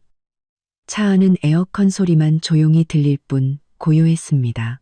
저는 의자에 등을 기댄 채 화려하게 빛나는 거리 풍경을 보며 마치 기이한 꿈을 꾼 것 같다고 생각했습니다. 아직도 손발이 조금 떨렸습니다. 민주는 한 손으로 운전대를 잡고 다른 손을 뻗어 제 손등을 부드럽게 감쌌습니다. 그의 따뜻한 손바닥이 제 차가운 손끝의 온도를 되찾아 주었습니다. 놀랐지? 그가 옆을 보며 미안한 목소리로 물었습니다. 저는 고개를 저었다가 다시 끄덕였습니다. 제 자신도 모순적이라고 생각했죠. 그냥 현실 같지가 않아. 당신이랑 MJ그룹이라니 아직도 남의 얘기를 듣는 것 같아. 민주는 웃으며 제 손을 꼭 잡았습니다. 미안해, 서연아. 앞으로는 절대 이런 일 없을 거야. 모든 일 너와 함께 마주할게. 저는 더 이상 자세한 것은 묻지 않았습니다. 그가 얼마나 많은 돈을 가졌는지, 지난 5년간 어떻게 감쪽같이 저를 속였는지 같은 것들 말입니다. 그런 질문들은 이제 별로 중요하지 않았습니다. 제가 더 중요하게 생각하는 것은 곁에 있는 이 남자의 마음이 처음부터 끝까지 변하지 않았다는 사실이었습니다. 그는 단지 저를 지키기 위해 더 강력한 방법을 선택했을 뿐입니다. 차는 우리가 살던 월세방이 아닌 제가 TV에서나 보던 최고급 빌라 단지로 향했습니다. 현대미술관 같은 건물 앞에 차가 멈추고 웅장한 대문이 자동으로 열리며 잘 가꾸어진 정원이 드러났을 때 저는 비로소 연봉 1,000억이라는 말이 조금 실감나기 시작했습니다. 집사님과 도우미, 아주머니가 공손하게 우리를 맞이하며 연신 회장님, 사모님이라고 불렀습니다. 저는 온몸이 불편하고 어색했지만 민주는 마치 가장 익숙한 환경으로 돌아온 것처럼 저를 데리고 천장이 높고 화려한 거실로 들어섰습니다. 그는 저를 푹신한 소파에 앉히고 제가 궁금해했던 것들을 차근차근 설명해 주었습니다. 신분을 숨긴 이유는 우리 사이의 순수한 감정을 잃을까 두려웠기 때문이라고 했습니다. 그의 진솔한 말과 꾸밈 없는 깊은 눈빛을 보며 저는 속았다는 생각에 들었던 앙금이 눈 녹듯 사라지는 것을 느꼈습니다. 그래, 지난 5년간 그가 제게 준 사랑과 보살핌은 진짜였으니까요. 용서해 줄 수는 있지. 저는 일부러 굳은 표정을 지었습니다. 하지만 조건이 있어. 민주는 즉시 자세를 바로잡았습니다. 사모님, 말씀하십시오. 첫째, 이 사모님 노릇을 어떻게 해야 하는지 빨리 가르쳐 줘야 해. 나가서 당신 망신시키지 않게. 둘째, 이 집은 너무 넓어서 무서우니까. 오늘 밤 당신은 내 옆방을 지켜야 해. 민주는 잠시 어리둥절하더니 이내 눈가에 깊은 웃음이 번졌습니다. 알겠습니다. 사모님 말씀대로 다 하겠습니다. 상시 대기하겠습니다. 그의 모습에 저도 웃음이 터졌습니다. 어쩌면 새로운 삶은 생각만큼 무섭지 않을지도 모릅니다. 바로 그때 제 휴대폰이 또다시 미친 듯이 진동했습니다. 액정에는 엄마의 이름이 집요하게 반짝이고 있었습니다. 저는 민준을 쳐다봤고 그는 스스로 처리하라는 듯 고개를 끄덕였습니다. 저는 심호흡을 하고 전화를 받았습니다. 스피커폰은 켜지 않았습니다. 수화기 너머로 즉시 엄마의 울음 섞인 전례 없이 다급한 목소리가 터져 나왔습니다. 서연아, 내 딸아, 드디어 전화를 받는구나. 어디 있니? 엄마가 잘못했다. 엄마가 어제 정신이 나가서 못할 말을 했어. 제발 엄마 화내지 마라. 응? 엄마가 사과할게. 무릎이라도 꿇을게. 어제 저를 향해 꺼지라고 소리치던 어머니와는 전혀 다른 비굴할 정도로 아첨하는 목소리였습니다. 제 마음속은 시큼하고 씁쓸했지만 그보다 더 큰 것은 냉소였습니다. 저는 평온하게 입을 열었습니다. 엄마, 나 괜찮아. 괜찮으면 됐어. 괜찮으면. 엄마는 서둘러 말했습니다. 목소리에는 아첨하는 기색이 역력했죠. 서연아, 민준이랑 같이 있니? 너희 지금 어디야? 엄마가 가서 너희 좀 보고 민준이한테 직접 사과하고 싶어서 그래. 그리고 내 오빠랑 새언니, 그 철없는 것들 때문에. 서연아, 제발 내 오빠 좀 도와줘야 한다. 걔 직장 잃으면 우리 집안은 이제 하늘이 무너지는 거야. 내 아빠는 혈압 올라서 쓰러지셨다고. 역시 결국 오빠의 직장 문제였습니다. 혈육의 정 때문에 잠시나마 피어올랐던 한 가닥의 연민이 순식간에 차갑게 식어버렸습니다. 저는 그녀의 질문에 대답하지 않고 담담하게 말했습니다. 엄마, 나 지금 좀 피곤해서 쉬고 싶어. 무슨 일이든 내일 다시 얘기하자. 그리고 그녀가 다시 입을 열기 전에 전화를 끊어버렸습니다. 전화가 끊기자마자 다시 벨이 울렸습니다. 이번에는 아버지였습니다. 저는 받지 않고 바로 무음으로 바꿨습니다. 그러자 카카오톡 메시지가 연달아 날아오기 시작했습니다. 부모님뿐만 아니라 평소에는 거의 왕래도 없던 친척들까지 모두가 조심스럽게 떠보며 아첨하는 말투로 메시지를 보내왔습니다. 저는 휴대폰 화면을 끄고 소파 위에 뒤집어 놓았습니다. 세상이 조용해졌습니다. 민주는 저를 바라보며 눈빛으로 제 의사를 물었습니다. 저는 그를 향해 웃어 보였습니다. 그 미소에는 안도감과 함께 차가운 결단이 섞여 있었습니다. 내일 오빠 회사에 시찰이나 한번 가볼까? 새언니가 새로운 직장에 잘 적응하고 있는지도 좀 보고. 민준의 입가에 모든 것을 이해했다는 듯한 미소가 걸렸습니다. 그는 고개를 끄덕였습니다. 그의 눈빛은 날카로웠습니다. 좋아. 전부 당신 뜻대로. 이제 그들에게 현실을 똑똑히 알려줄 때가 됐지. 그날 밤 저는 구름처럼 푹신한 침대에서 이상할 정도로 편안하게 잠들었습니다. 다음 날 저는 늦잠을 자고 일어났습니다. 거대한 통유리 창으로 햇살이 쏟아져 들어와 따뜻했습니다. 오 아주머니가 정성껏 차려주신 아침 식사를 하고 있는데 민준이 전화를 한 통 받았습니다. 최 집사님이었습니다.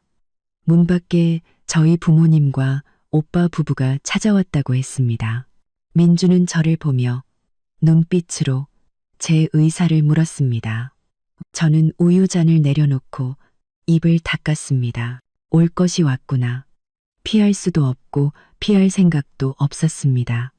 응접실에서 기다리시라고 해. 저는 민준에게 말했습니다. 저와 민준은 천천히 아침 식사를 마치고 차까지 한 잔 마신 후에야 시간이 되었다는 듯 일어나 응접실로 향했습니다. 응접실은 꽤 넓었습니다. 아버지, 어머니, 오빠 김서준, 그리고 새언니 박미영, 네 사람이 방 한가운데 불안하게 서 있었습니다. 소파에는 감히 앉지도 못한 채 말이죠. 박미영은 아직도 어제 입었던 그 칙칙한 회색 청소복 차림이었습니다.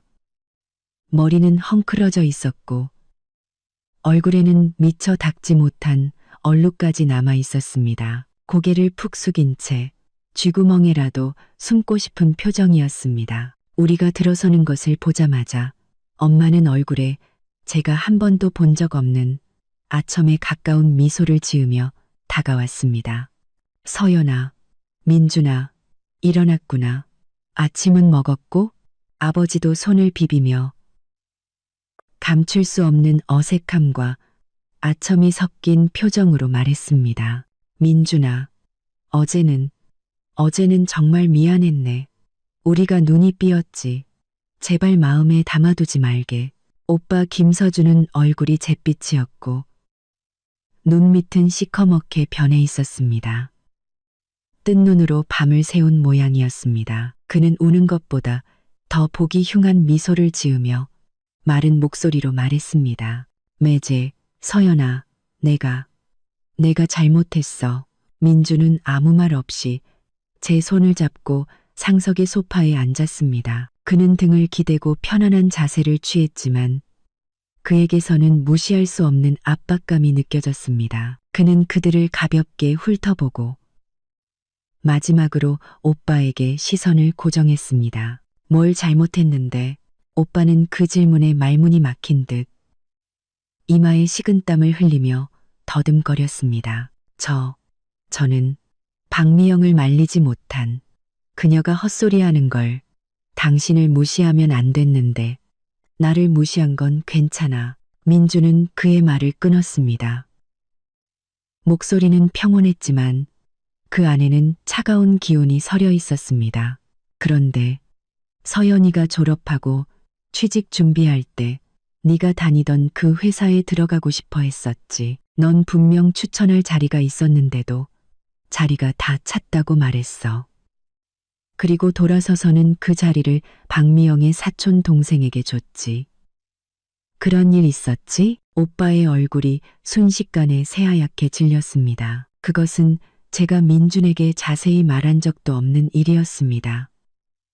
그가 어떻게 알고 있는지 놀라웠습니다. 저는 그때 한동안 제 능력이 부족하다고 자책하며 슬퍼했었습니다. 민주는 다시 부모님을 쳐다보았습니다. 아버님, 어머님, 서연이가 수능 보고 디자인을 전공하고 싶어 했을 때 두 분은 안정적이고 취직 잘 된다는 이유로 회계학과에 가라고 강요하셨죠. 결국 서연이는 최고의 미대에 갈 성적이 되었는데도 지방의 한 대학 회계학과에 갔습니다. 단지 회계사가 되면 집안의 작은 사업에 도움이 될 거라는 이유 때문에요. 맞습니까? 부모님의 얼굴도 극도로 굳어졌습니다. 입술을 파르르 떨며 아무 말도 하지 못하셨습니다. 그리고 당신, 박미영 씨, 민준의 시선은 마침내 몸을 잔뜩 웅크리고 있는 새언니에게 향했습니다. 서연이가 결혼할 때 당신 집에서는 이불 두 채를 보냈지. 그런데 얼마 후 당신 여동생이 시집 갈 때는 당신 부모님이 차 한 대를 혼수로 해주셨더군. 서연이가 유산하고 집에서 몸조리할 때 당신은 찾아와서 여자가 너무 유난 떨면 안 된다. 빨리 출근해서 돈 버는 게 중요하다고 말했지. 그런 말 한 적 없어? 박미영은 온몸을 떨며 고개를 더욱 깊이 숙이고 작은 소리로 흐느끼기 시작했습니다. 저는 민준의 곁에 앉아 그가 지난 몇 년간 제가 받았던, 심지어 저조차 잊고 있었던 서러움들을 하나하나 차분하고 명확하게 그들 앞에 꺼내놓는 것을 들었습니다. 마음속은 온갖 감정이 뒤섞여 복잡했습니다. 시큼하고 서러웠지만 그보다 더 큰 것은 누군가가 저를 든든하게 지켜주고 제 편을 들어준다는 따뜻함과 통쾌함이었습니다. 민준의 말이 끝나자 응접실은 죽음과 같은 정적에 휩싸였습니다. 오직 박미영의 억눌린 울음소리만이 들려왔습니다. 엄마가 가장 먼저 정신을 차렸습니다. 그녀는 몇 걸음 다가오더니 제 앞에서 털썩 무릎을 꿇었습니다. 그리고 제 다리를 붙잡고 울기 시작했습니다. 서연아, 이 엄마가 못할 짓을 했다. 엄마가 늙어서 정신이 나갔었나 보다. 엄마가 너한테 정말 미안하다. 제발 이번 한 번만 용서해다오. 앞으로는 널 조상님처럼 모실게. 네 오빠. 직장은 잃으면 안 된다. 그럼 우리 집안은 정말 끝장이야. 그럼 우리 집안은 정말 끝장이야. 그럼 우리 집안은 정말 끝장이야. 그럼 우리 집안은 정말 끝장이야. 아버지도 뒤따라 애원했습니다. 서연아, 모든 게 우리 잘못이다. 제발 한 집안 식구인 셈치고 민준이한테 잘 좀 말해줘.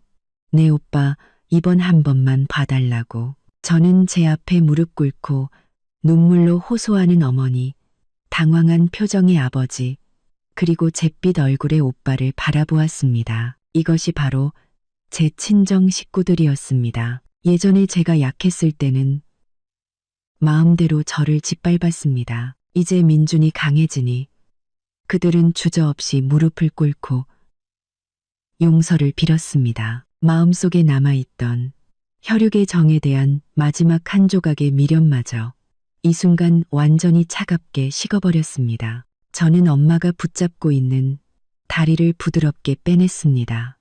목소리는 파도 한 점 없는 평온한 목소리였습니다. 그런 엄마, 일단 일어나세요. 바닥이 차가워요. 엄마는 잠시 멈칫하더니 아버지와 오빠의 부축을 받아 일어섰습니다. 그리고 저를 기대에 찬 눈으로 바라보았습니다. 저는 그들을 보며 한 글자 한 글자 또박또박 말했습니다. 오빠의 직장 문제는 민준이 회사 일이라 제가 끼어들 수 없어요. 그리고 용서라. 어제 저한테 꺼지라고 하셨을 때 우리가 한 가족이라는 생각은 해보셨나요? 말을 마친 후 저는 자리에서 일어나 민준에게 말했습니다. 나 좀 피곤해. 방에 들어갈래. 민준은 고개를 끄덕이며 저를 따라 일어섰습니다. 제 허리를 감싸 안고 그 자리에 굳어있는 네 사람에게는 눈길 한 번 주지 않은 채 저를 데리고 응접실을 나섰습니다. 문가에 다다랐을 때 등 뒤에서 오빠의 울음 섞인 절규가 들려왔습니다. 서연아, 동생아, 너 이렇게까지 잔인하게 굴면 안 돼. 울며 불며 매달리는 친정 식구들을 보내고 나니 응접실은 마침내 조용해졌습니다. 민주는 제 허리를 감싸 안고 낮은 목소리로 물었습니다. 마음 아파? 저는 고개를 저으며 솔직하게 말했습니다. 처음에는 조금 그랬는데 지금은 괜찮아. 그냥 좀 허무하다. 예전에는 그렇게 그들의 인정을 받고 싶었는데 결국 그 다정한 가면 뒤에는 계산과 속물 근성뿐이었네. 민주는 이해한다는 듯 제 등을 토닥였습니다. 가치 없는 사람들 때문에 마음 아파하는 게 진짜 감정 낭비야. 자, 기분 전환하러 가자. 그는 운전기사를 부르지 않고 직접 차를 몰아 저를 데리고 나섰습니다. 차는 도심의 번화가가 아닌 엄숙하고 푸른 나무가 우거진 큰 부지 안으로 들어섰습니다. 마침내 웅장한 오피스 건물 앞에 차가 멈췄습니다. 건물 꼭대기에는 MJ그룹 본사라는 글자가 선명하게 빛나고 있었습니다. 저는 민준을 따라 회전문을 통과했습니다. 내부는 믿을 수 없을 만큼 넓고 밝았습니다. 안내 데스크 뒤로는 거대한 그룹 로고가 걸려 있었고 오가는 직원들은 모두 세련된 옷차림으로 바쁘게 움직였습니다. 민준을 보자 모든 사람들이 즉시 걸음을 멈추고 공손하게 허리를 숙여 인사했습니다. 회장님, 안녕하십니까? 민준은 가볍게 고개를 끄덕이며 제 손을 잡고 카드키를 찍어야만 들어갈 수 있는 전용 엘리베이터로 향했습니다. 엘리베이터는 꼭대기 층으로 직행했습니다. 문이 열리자 훨씬 더 조용하고 고급스러운 공간이 나타났습니다. 임원들이 근무하는 곳임이 분명했습니다. 정장을 입은 지적인 분위기의 중년 여성이 이미 엘리베이터 앞에서 기다리고 있었습니다. 그녀가 바로 민준의 수석 비서 김 비서였습니다. 회장님, 사모님, 김 비서는 공손하게 인사하며 제게는 적당한 호기심과 존중이 담긴 시선을 보냈습니다. 민준은 고개를 끄덕였습니다. 준비는 다 됐나? 네, 회장님. 지시하신 대로 모두 준비해 두었습니다. 김 비서는 옆으로 비켜서며 길을 안내했습니다. 이쪽으로 오시죠. 우리는 두꺼운 카펫이 깔린 복도를 지나 작은 회의실로 들어갔습니다. 회의실의 한쪽 벽은 특수한 단방향 유리로 되어 있어 안에서는 옆방의 상황을 훤히 볼 수 있었지만 옆방에서는 우리를 볼 수 없는 구조였습니다. 옆방은 휴게실처럼 보였는데 지금 그곳에는 단 한 사람, 제 새언니 박미영이 있었습니다. 그녀는 여전히 그 헐렁한 회색 청소복을 입고 머리는 헝클어진 채 불안과 피로에 지친 얼굴로 안절부절 못하며 손을 비비고 있었습니다. 청소관리자 제복을 입은 인상이 험악한 중년 여성. 영상에서 봤던 그 장 부장이 그녀 옆에 서서 가차없이 훈계하고 있었습니다. 장 부장의 목소리는 숨겨진 스피커를 통해 선명하게 들려왔습니다. 박미영 씨 경고하는데 아직도 자기가 예전에 팀장님 사모님인 줄 착각하지 마. 청소부에 왔으면 용이든 호랑이든 얌전히 엎드려 있어야지.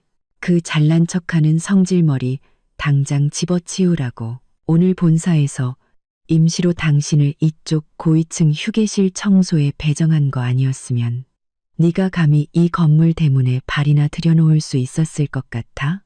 정신 똑바로 차려. 조금이라도 실수하면 내가 가만 안 둘 줄 알아. 박미영은 고개를 숙인 채 어깨를 움츠리고 작은 목소리로 대답했습니다. 네, 장 부장님, 알겠습니다. 저는 유리 너머로 초라해진 박미영을 보며 큰 통쾌함보다는 말로 표현하기 힘든 황당함을 느꼈습니다. 어제만 해도 그녀는 거만하게 저더러 아이들 상에나 가서 앉으라고 했습니다. 그런데 오늘 그녀는 그토록 선망하던 그룹 본사에서 청소복을 입고 관리자에게 손자처럼 혼나고 있었습니다. 민주는 제 곁에 서서 담담한 목소리로 설명했습니다. 본사 청소는 기준이 더 까다로워서 가끔 자회사에서 실적이 좋은 청소원들을 차출해서 지원 업무를 맡기곤 해.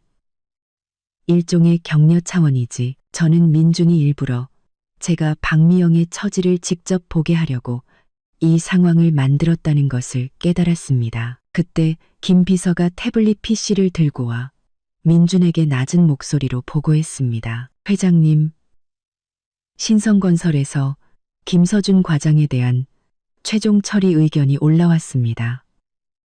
해고 조치와 함께 업계에 해당 사실을 통보하는 것으로 결정되었습니다. 확인하시겠습니까? 민주는 손을 저었습니다. 절차대로 진행해. 저는 그 말을 들으며 오빠 김서준의 직장 생활은 완전히 끝났다는 것을 알았습니다. 단순히 직장을 잃는 것뿐만 아니라 업계에 소문이 나면 동종 업계에서는 제대로 된 직장을 구하기 어려울 것입니다. 오빠를 통해 가문을 일으키려던 부모님의 꿈은 완전히 산산조각 난 셈입니다. 저는 옆방에서 안절부절 못하는 박미영과 지금쯤 속이 타들어가고 있을 부모님과 오빠를 생각하며 민준의 복수 방식이 때리거나 욕하는 것보다 훨씬 더 잔인하고 절망적이라는 것을 느꼈습니다. 그는 그들이 가장 중요하게 생각하는 것들, 체면, 지위, 그리고 돈을 가장 현실적인 방법으로 빼앗고 있었습니다. 이제 그만 볼까? 민준이 낮은 목소리로 물었습니다. 내 사무실에 가서 좀 쉴래? 아니면 김 비서한테 그룹 브랜드 쇼룸 구경이라도 시켜달라고 할까? 마음에 드는 거 있는지 한번 봐. 저는 시선을 거두고 고개를 저었습니다. 박미영의 초라한 모습을 보는 것이 그다지 즐겁지는 않았습니다. 진정한 자신감은 내면의 강인함과 곁에 있는 이 남자의 지지에서 오는 것이지 다른 사람의 고통 위에서 세워지는 것이 아니었습니다. 집에 가자. 저는 말했습니다. 저는 집에 가서 당신이 준비해준 그의 사모님 되기 교재나 봐야겠어. 남 구경하는 것보다 그게 훨씬 더 중요하잖아. 민주는 잠시 멈칫하더니 이내 웃음을 터뜨렸습니다. 그의 눈빛에는 칭찬과 부드러움이 가득했습니다. 좋아. 집에 가자. 이 사모님. 지금부터 수업 시작이야. 우리는 그 관찰실을 떠났고 다시는 박미영을 쳐다보지 않았습니다. 중략 3부. 그날 밤 11시가 넘은 시각. 저는 깊은 잠에 빠져 있었습니다. 그런데 갑자기 침대 옆 협탁에 놓인 휴대폰이 미친 듯이 진동하기 시작했습니다. 고요한 밤의 그 소리는 유난히 귀에 거슬렸습니다. 저는 미간을 찌푸리며 휴대폰을 집어들었습니다. 액정에는 놀랍게도 엄마의 이름이 떠 있었습니다. 이 늦은 밤에 무슨 일이지? 불길한 예감이 스쳐 지나갔습니다. 저는 잠시 망설이다가 결국 통화 버튼을 눌렀습니다. 하지만 수화기 너머로 들려온 것은 엄마의 목소리가 아니었습니다. 거칠고 흉악한 낯선 남자의 목소리였습니다.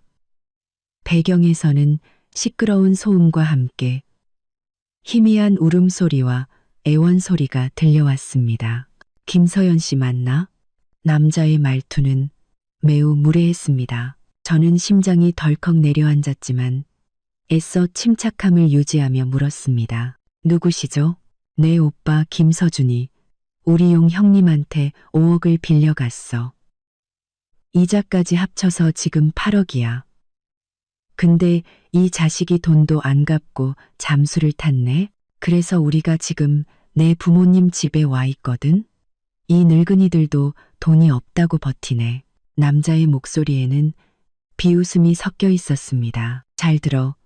30분 안에 현금 8억 안 보이면 내 부모님 어떻게 될지 장담 못해.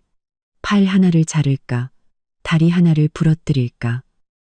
네가 골라. 그 말이 끝나기가 무섭게 전화기 너머로 엄마의 찢어지는 듯한 울음소리가 들려왔습니다. 서연아, 우리 좀 살려줘. 이 사람들이 사람 죽이겠어. 퍽하는 소리와 함께 비명소리, 그리고 아버지의 늙고 겁에 질린 목소리가 뒤섞여 들려왔습니다. 때리지 마시오. 때리지 마시오. 우리가 어떻게든 해볼 테니. 서연아, 서연아, 제발 우리 좀 살려다오. 제 심장이 바닥으로 곤두박질 쳤습니다. 사채업자들이 정말로 부모님을 찾아간 것입니다. 민주는 출장 중이었고 저는 순간 머릿속이 하얘졌습니다. 손바닥은 식은땀으로 축축했습니다. 들었어? 30분 안에 현금 8억. 서쪽 외곽에 있는 낡은 방직 공장 3번 창고로 가져와. 경찰에 신고하면 이 늙은이들 시체나 수습할 준비에. 남자는 악랄하게 장소를 말하고는 제 대답도 듣지 않고 전화를 끊어버렸습니다. 뚜 하는 소리를 들으며 저는 침대에 앉아 심장이 미친 듯이 뛰는 것을 느꼈습니다. 8억 현금, 30분, 폐공장. 이건 명백한 함정이었습니다. 그들의 진짜 목표는 돈이 아니거나 돈만이 아닐 것입니다. 분명 저와 민준의 관계를 알아내고 부모님을 이용해 저를 끌어내려는 속셈이었습니다. 가면 분명히 위험할 것입니다. 하지만 가지 않으면 부모님은 비록 그들에게 마음이 차갑게 식었지만 사채업자들에게 해코지당하는 것을 보고만 있을 수는 없었습니다. 저는 스스로를 다잡으며 심호흡을 했습니다. 우선 경찰에 신고하면 부모님이 더 위험해질 것입니다. 둘째, 혼자 멍청하게 그곳으로 갈 수는 없습니다. 둘째, 저는 즉시 휴대폰을 들어 민준에게 전화를 걸었습니다. 고객님의 전화기가 꺼져 있어. 아마 비행기 아니거나 회의장 전파가 차단된 모양이었습니다. 어떡하지? 그래, 최 집사님, 오 아주머니. 저는 즉시 이불을 박차고 일어나 잠옷바람으로 침실을 뛰쳐나갔습니다. 최 집사님, 오 아주머니. 곧 잠옷 차림의 최 집사님과 오 아주머니가 각자의 방에서 황급히 달려나왔습니다. 사모님, 무슨 일이십니까? 제 창백한 얼굴을 본 최 집사님이 긴장된 목소리로 물었습니다. 저는 최대한 간결하게 상황을 설명했습니다. 최 집사님과 오 아주머니의 얼굴도 순식간에 굳어졌습니다. 사모님, 절대 가시면 안 됩니다. 너무 위험합니다. 오 아주머니가 제 팔을 붙잡고 떨리는 목소리로 말했습니다. 경험이 많은 최 집사님은 좀 더 침착했습니다. 상대방이 계획적으로 움직이고 있습니다. 현금과 장소를 지정한 것은 명백한 함정입니다. 회장님께서 안 계신 지금 사모님을 위험에 빠뜨릴 수는 없습니다. 제가 즉시 보안팀장님과 회장님 직속 비서실에 연락하겠습니다. 이런 비상 상황에 대한 대비책이 있을 겁니다. 하지만 우리 부모님은 제 목소리가 떨렸습니다. 사모님, 경황이 없으셔서 그렇습니다. 최 집사님은 단호하게 말했습니다. 그들이 부모님을 잡은 것은 사모님을 끌어내기 위함입니다. 만약 사모님께서 가시면 그들의 계획에 그대로 말려드는 것입니다. 사람을 구하기는커녕 사모님까지 위험해지실 겁니다. 그렇게 되면 회장님께서 더 난처한 상황에 빠지게 됩니다. 최 집사님의 말은 마치 찬물처럼 제 정신을 번쩍 들게 했습니다. 그래, 저는 혼자가 아닙니다. 제 뒤에는 민준과 MJ 그룹이 있습니다. 제가 잘못되면 그 파장은 상상할 수 없을 것입니다. 알겠어요. 집사님 말씀대로 할게요. 저는 애써 평정을 되찾았습니다. 최 집사님은 즉시 연락을 취해주세요. 오, 아주머니. 저 물 한 잔만 갖다 주시겠어요? 최 집사님은 서재로 달려갔고 오 아주머니는 저를 부축해 침실로 돌아와 따뜻한 물을 가져다 주었습니다. 손은 여전히 떨렸지만 머리는 빠르게 돌아가기 시작했습니다. 상대는 누구일까? 단순한 사채업자일까? 아니면 사채업자를 가장한 민준의 사업상 경쟁자일까?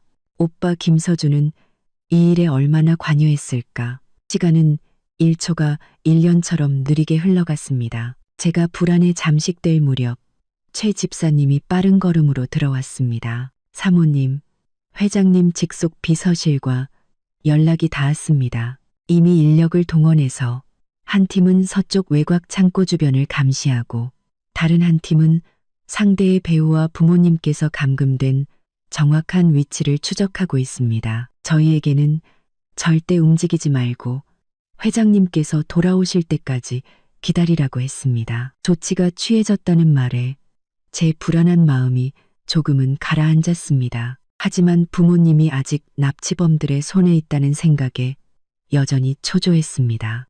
민주는 내일 오전에나 돌아올 텐데 기나긴 밤을 어떻게 견뎌야 할까요? 시계가 새벽 3시를 넘겼을 때 제 휴대폰 화면이 갑자기 밝아졌습니다. 민준의 영상 통화 요청이었습니다. 저는 구명줄이라도 잡은 듯 떨리는 손으로 통화 버튼을 눌렀습니다. 화면에는 달리는 차 안에 있는 듯한 민준의 얼굴이 나타났습니다. 서연아, 그의 목소리는 다급했지만 이상할 정도로 침착했습니다. 듣고 있어. 나 거의 다 왔어. 부모님 위치도 파악됐어. 서쪽 창고는 미끼였고 북쪽의 한 폐물류 센터에 계셔. 내 사람들이 이미 그곳을 포위했고 진입 시점을 조율 중이야. 너는 괜찮아? 그의 침착한 목소리를 듣자 제 불안했던 마음이 눈 녹듯 사라졌습니다. 코끝이 찡해지며 눈물이 핑 돌았습니다. 나 괜찮아. 당신 조심해. 걱정 마. 나한테 맡겨. 통화는 연결해도 돼. 소리는 내지 마. 저는 고개를 끄덕이고 휴대폰을 귀에 댄 채 숨을 죽였습니다. 수화기 너머로 자동차 엔진 소리와 무전기를 통해 짧게 오가는 지시들이 들려왔습니다. 1조 위치 확보, 2조 측면 통제 완료, 목표 3명, 인질은 구석에, 상태 양호, 회장님 언제든 진입 가능합니다. 저는 숨을 죽이고 그들의 작전을 방해할까봐 소리조차 내지 못했습니다. 갑자기 민준의 목소리가 들렸습니다. 냉정하고 위험 있는 목소리였습니다. 진입해. 그 말이 떨어짐과 동시에 전화기 너머로 쾅하는 굉음과 함께 짧은 비명과 욕설 그리고 무언가 부서지는 소리가 뒤섞여 들려왔습니다. 움직이지 마. 머리 숙여. 쏘지 마. 항복. 혼란은 1분도 채 되지 않아 가라앉았습니다. 그리고 저는 엄마의 안도와 공포가 뒤섞인 통곡 소리를 들었습니다. 민준의 목소리가 들렸습니다. 아버님, 어머님, 괜찮으세요? 민준아, 민준아, 네가 왔구나. 엄마 무서워 죽는 줄 알았어. 살았다. 이제 살았어. 아버지의 떨리는 목소리가 들려왔습니다. 저는 긴장이 풀리며 온몸에 힘이 빠져 소파에 쓰러지듯 기댔습니다. 그때 수화기 너머로 보고하는 목소리가 들렸습니다. 회장님, 범인 3명 모두 제압했습니다. 배우의 용영님이라는 자가 있고 목표는 명확하게 사모님이었습니다. 그리고 김서준 씨가 부모님의 거주지 정보를 제공하는 등 이번 일에 가담한 것으로 확인되었습니다. 역시 김서준, 그 인간. 저는 주체할 수 없는 분노가 치밀어 올랐습니다. 민준의 목소리가 얼음처럼 차갑게 식었습니다. 그 용 형님이라는 놈, 뿌리까지 뽑아내. 그리고 김서준, 찾아서 데려와. 민준은 다시 제게 다정한 목소리로 말했습니다. 서연아, 들었지? 부모님 무사하셔. 병원으로 모셔서 검사받게 하고 안전한 곳으로 옮길게. 너는 집에서 얌전히 기다리고 있어. 여기 처리하고 바로 갈게. 응, 기다릴게. 저는 목이 메어 대답했습니다. 날이 밝을 무렵 민준이 마침내 돌아왔습니다. 그는 저를 보자마자 말없이 저를 힘껏 안아주었습니다. 다 끝났어. 그의 품에 안겨 저는 지난밤의 긴장과 공포가 모두 녹아내리는 것을 느꼈습니다. 부모님은 사립병원에서 검사받으시고 지금은 조용한 요양시설에 계셔. 안전해. 그 용 형님이라는 놈도 잡았어. 누군가에게 사주를 받고 부모님을 이용해 큰 돈을 뜯어내려던 거였어. 다시는 문제 일으킬 일 없을 거야. 그의 가벼운 설명 뒤에 숨겨진 강력한 힘을 저는 짐작할 수 있었습니다. 그리고 오빠는 김서준도 찾아서 부모님이 계신 요양시설로 보냈어. 민주는 제 눈을 바라보며 말했습니다. 서연아, 어떤 만남은 피할 수 없고 어떤 말은 반드시 해야만 해. 내가 같이 가줄게. 이번에 모든 것을 완전히 정리하자. 앞으로 어떻게 할지는 전부 네가 결정해. 저는 그의 뜻을 이해했습니다. 피하는 것은 해결책이 아니었습니다. 알겠어. 같이 가자. 오후 우리는 교회의 조용한 요양시설로 향했습니다. 거실에는 초췌한 모습의 부모님이 앉아 계셨습니다. 우리를 보자 특히 민준을 보자 그들은 겁에 질린 표정으로 자리에서 일어났습니다. 포정으로 곧 안쪽 방에서 오빠 김서준이 보디가드처럼 보이는 남자와 함께 나왔습니다. 그는 완전히 기가 죽어 우리를 쳐다보지도 못했습니다. 민주는 단도직입적으로 말했습니다. 어젯밤 일은 마지막이길 바랍니다. 예전의 일들은 서연이를 봐서 더는 문제 삼지 않겠습니다. 부모님과 오빠의 눈에 희망의 빛이 스쳤지만 민준의 다음 말은 그들의 환상을 완전히 부숴버렸습니다. 하지만 오늘부터 당신들의 삶은 저와 서연이와 아무런 관련이 없습니다. 김서준 씨가 진 빚은 제가 대신 갚아주었지만 이것이 마지막입니다. 앞으로 당신들이 어떻게 살든 저희와는 상관없습니다. 다시는 서연이 앞에 나타나지 마십시오. 만약 다음이 있다면 그 결과는 당신들이 절대 감당할 수 없을 겁니다. 그의 말은 최종 판결과도 같았습니다. 부모님은 잿빛 얼굴로 고개를 숙였고 오빠는 그 자리에 주저앉을 뻔했습니다. 저는 그들을 보며 마지막 인사를 건넸습니다. 아빠, 엄마, 오빠, 잘 지내.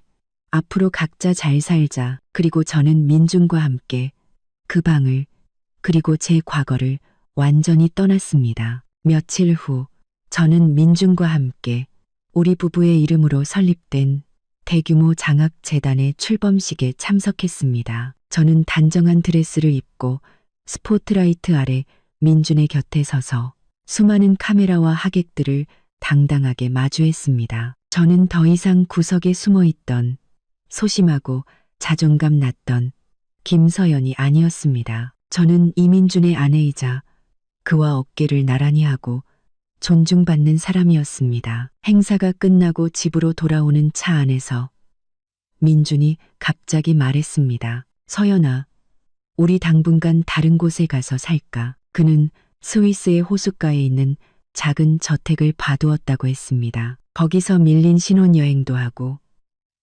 당신이 하고 싶었던 디자인 공부도 마음껏 해. 그는 제가 마음속에 품고 있던 작은 꿈까지 기억하고 있었습니다. 저는 그의 어깨에 기대며 웃었습니다. 좋아요. 그런데 이 회장님, 이거 혹시 금옥장교, 치모장교 아니에요? 민주는 낮게 웃으며 제 귓가에 속삭였습니다. 아니, 내가 어렵게 되찾은 보물을 데리고 진짜 행복한 삶을 살러 가는 거지. 창밖으로 도시의 불빛이 반짝였습니다.